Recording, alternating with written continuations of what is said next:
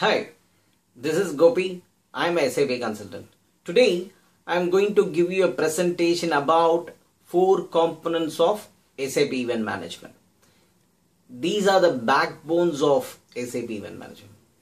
If you are working on SAP event management, you may or may not know how the events are controlled, processed, and monitored in system. This presentation will give you an overview about the different components and how do they process the events and receive messages. Let's look into 4 components of SAP event management. Number 1, event processor. Number 2, event controller. Number 3, expected event processor or monitor.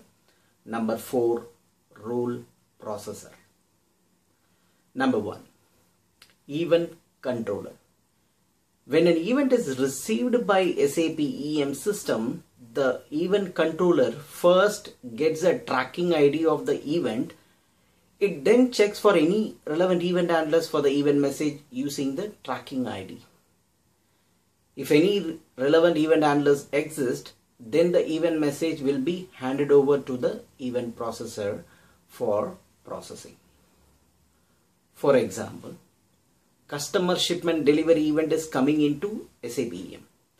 The event controller gets a tracking ID of shipment event and checks for any event handlers. If any corresponding shipment event handlers exist, the event will be handed over to event processor for processing against its event handlers. Number 2, event processor. Event processor receives the event message and it validates and maps parameters, tracking ID, event codes, date and times, etc. If it is unable to process the event at the time, the event will be queued for processing at a later time. For example, customer shipment delivered event messages handed over to event processor. It validates and maps all fields into parameters, reported date and time, delivered to customer event code, etc. Number 3, expected event processor or monitor. Expected event monitor keeps monitoring the expected events which have not yet occurred. When the event doesn't occur within the expected time frame, then flags it as overdue event and executes any applicable activities. It also triggers alerts or workflows to notify a relevant team. For example, suppose a customer has to receive a shipment on June 10th.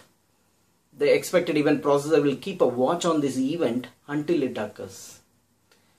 When the event has not been reported yet or overdue until 11th June, then it flags the event as overdue and execute the activities related to overdue flagging. Number 4, rule processor. When an event arrives in SAP event management for processing, the rule processor checks the event messages and finds out the corresponding event handlers it belongs to and determines which rule set should be used to process the event. Rule set comprises of set of activities to execute and process event messages. For example, if customer shipment delivered event arrives, then the rule processor will check and determine the rule set to process the event.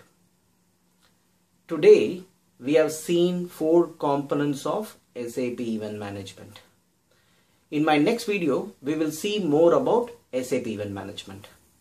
Thank you for watching this video. I hope you found this useful. If you did, make sure you subscribe to my YouTube channel right below this video to get more updates and stay connected. Take care. Bye